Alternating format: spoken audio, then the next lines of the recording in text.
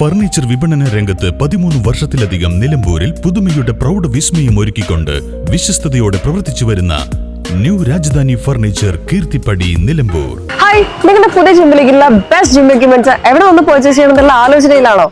അതോ വീട്ടിൽ സ്വന്തമായിട്ട് വർക്ക്ഔട്ട് ചെയ്യാൻ ഒരു ഹോം ജിം സെറ്റ് ചെയ്യാനുള്ള പ്ലാനിംഗിലാണോ? Wellnex fitness equipment sales and service near Sidi Haji stadium Edavanna.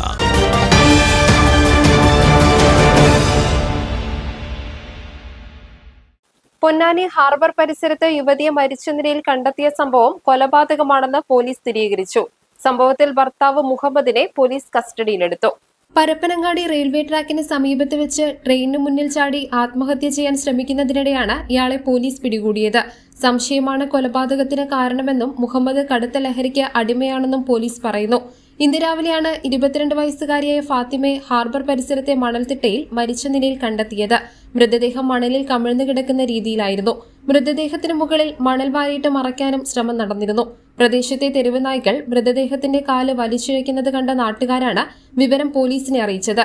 Body നമ്മൾ ആദ്യം ഐഡന്റിഫൈ ചെയ്തിരുന്നില്ല, ആരാണെന്നുള്ളത് മനസ്സിലായിരുന്നില്ല, ഏത് ഭാഗത്തുള്ള ആളാണെന്നുള്ളത് പ്രദേശവാസികൾക്കും. കാരണം ബോഡിയുടെ ഫേസ് മണലിൽ താഴ്ന്നു കിടക്കുകയാണ്.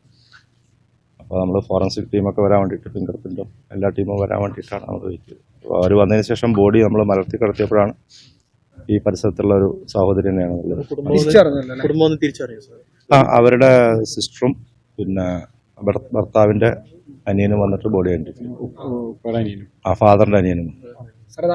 ഫാത്തിമ എന്നാണ്. 22 വയസ്സ്. കൊലപാതകത്തിന് ശേഷം ഒളിവിൽ പോയ മുഹമ്മദിനായി പോലീസ് തിരച്ചിൽ ഊർജിതമാക്കിയിരുന്നു. 1.5 വർഷം മുൻപായിരുന്നു മുഹമ്മദിന്റെയും ഫാത്തിമയുടെയും വിവാഹം. ഇവർക്ക് 4 മാസം പ്രായമുള്ള ഒരു കുഞ്ഞുണ്ട്. ഇരുവരും തമ്മിൽ നിരന്തരം തർക്കങ്ങൾ നടക്കാറുണ്ടായിരുന്നുവെന്നും പോലീസ് പറയുന്നു. ലഹരി ഉപയോഗത്തെ തുടർന്നുള്ള പ്രശ്നങ്ങളും സംശയവുമാണ് ദാരുണമായ കൊലപാതകത്തിൽ കലാശിച്ചത്. നിലവിൽ കസ്റ്റഡിയിലുള്ള മുഹമ്മദിനെ കൂടുതൽ ചോദ്യം ചെയ്തു വരികയാണ്. ഇൻക്വസ്റ്റ് നടപടികൾക്ക് ശേഷം മൃതദേഹം പോസ്റ്റ്മോർട്ടത്തിനായി മാറ്റി. പോസ്റ്റ്മോർട്ടം റിപ്പോർട്ട് ലഭിച്ച ശേഷമേ മരണകാരണത്തിൽ കൂടുതൽ വ്യക്തത വരൂ. News bureau, Nilambur.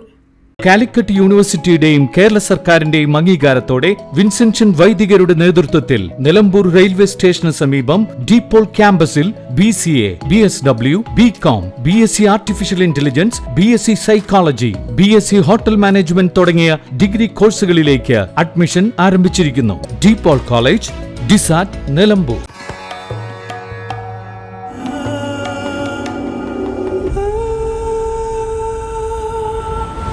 Charitra Vivag Bridal Collections by Shobhika Weddings.